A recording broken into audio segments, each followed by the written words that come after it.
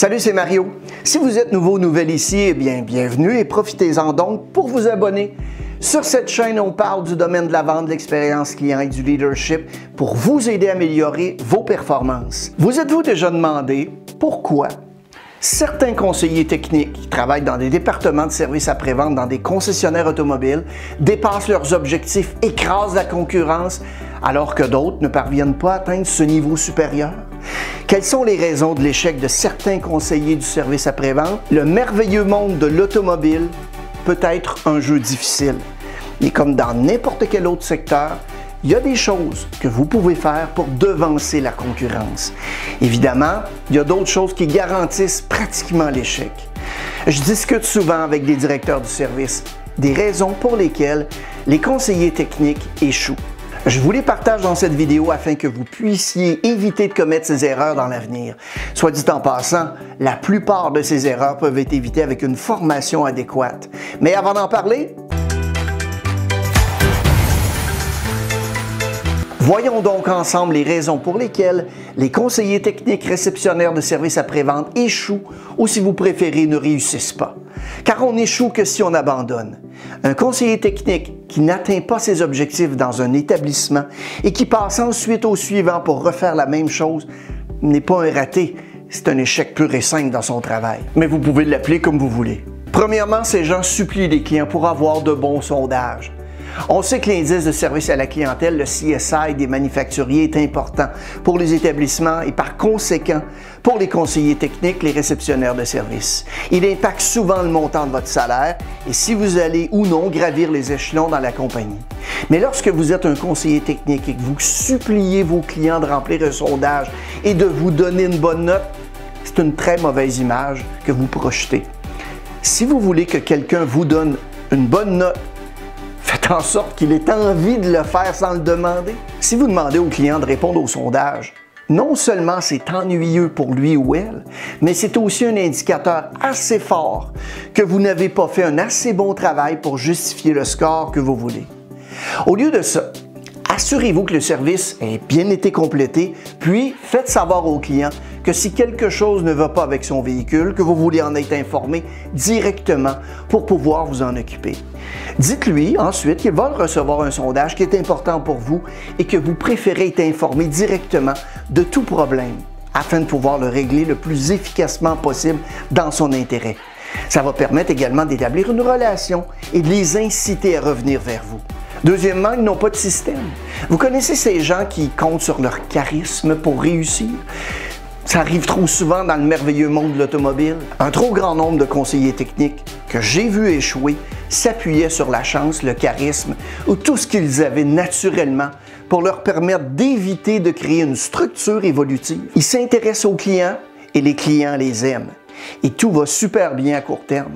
Mais à chaque fois, cette approche va toujours s'accompagner d'un certain plafond qui fait que ces conseillers atteignent un plateau ou même une tendance à la baisse lorsque leur charme s'estompe ou leur attitude change.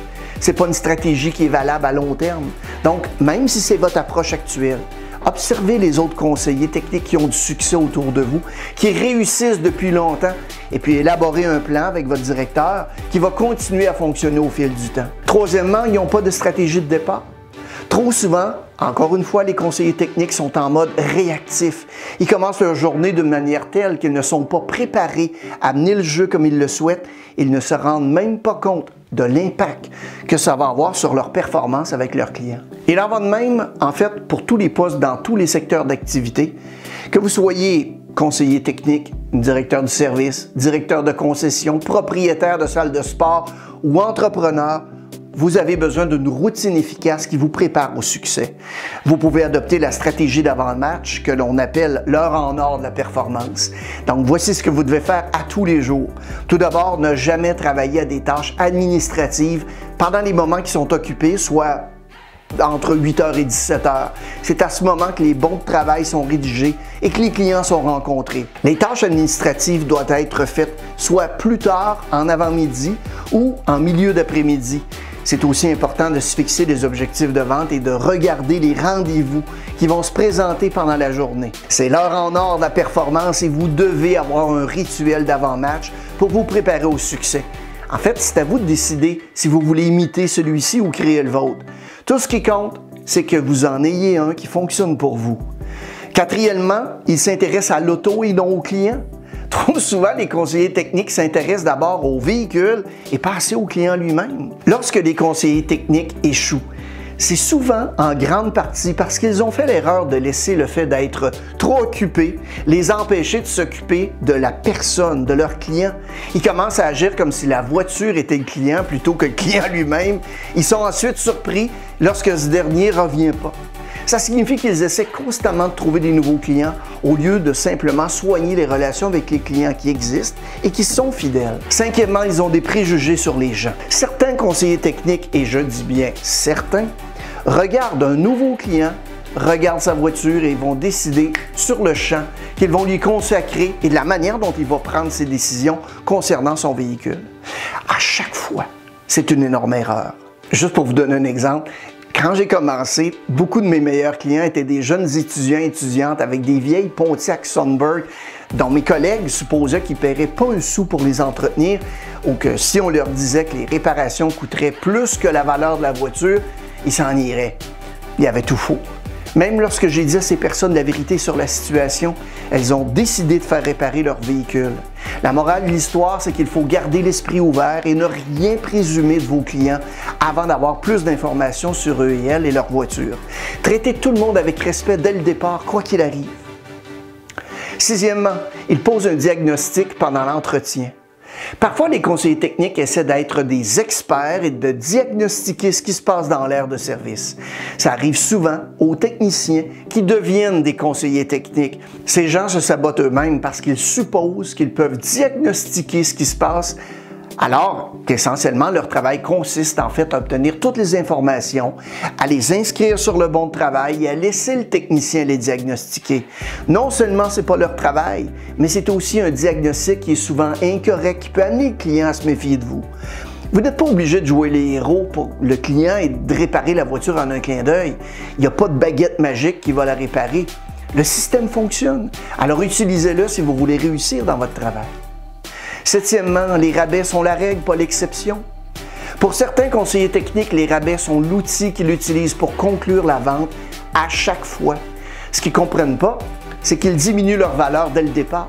Le client ne demande même pas de rabais et le conseiller technique suppose simplement que ça va adoucir l'affaire alors qu'en réalité, il semble que le travail ne vaille pas le prix demandé. Ça dénote un manque de confiance. Proposez donc plutôt vos meilleurs prix dès le départ au lieu de surcharger et de proposer ensuite une remise. Huitièmement, ils n'aiment pas les gens. En fin de compte, le succès d'un conseiller technique dépend des autres, dépend des gens. Il faut savoir comment traiter les gens, comment les faire sentir, ce qu'ils recherchent, ce qu'ils veulent éviter et comment les faire revenir. C'est incroyable le nombre de conseillers techniques que j'ai rencontrés qui n'aiment pas vraiment les gens. Ils sont grognons, misérables, ils ne sourient pas aux personnes. Ils sont juste là parce qu'ils avaient besoin de se trouver un emploi et d'une manière ou d'une autre, ils ont réussi l'entrevue avec le directeur et obtenir le poste. Si vous n'aimez pas les gens, vous allez échouer dans ce poste et vous ne durerez pas dans ce milieu. Faites-moi confiance sur ce point. Neuvièmement, ils ne sont pas cohérents. Pour les conseillers techniques, la cohérence est primordiale. Je ne saurais jamais trop insister sur ce point. Les conseillers techniques mettent vraiment tout en œuvre pour réaliser des grosses ventes. Et lorsque quelqu'un vient pour une simple vidange d'huile, il se pousse. Ce qu'il ne réalise pas, c'est que si vous mettez tout en œuvre, vous vous préparez à ce que cette personne revienne et dépense davantage pour des réparations et un entretien plus important les prochaines fois. La cohérence du service à la clientèle, c'est également essentiel. Occupez-vous plus du client que de son véhicule à chaque fois qu'il vient et vous constituerez un client fidèle en un rien de temps. Dixièmement, ils ne sont pas des pros. Ça semble évident, mais je pense que vous seriez surpris du nombre de conseillers techniques qui ne sont tout simplement pas des professionnels dans leur domaine. Et quelle est la différence entre être professionnel et la moyenne des conseillers techniques? C'est simple. Les professionnels font ce qu'ils ont à faire à chaque fois. Mes amis, si vous voulez réussir en tant que conseiller technique, soyez professionnel. Merci beaucoup d'avoir regardé la vidéo et n'hésitez pas à la partager à vos collègues et connaissances. Si vous avez des sujets que vous aimeriez que l'on aborde, écrivez-les dans la section commentaires au bas de l'écran. Abonnez-vous à notre chaîne si ce n'est pas déjà fait. On a évidemment toutes sortes de vidéos, nouveaux trucs et astuces qui sortent chaque semaine. Bon succès!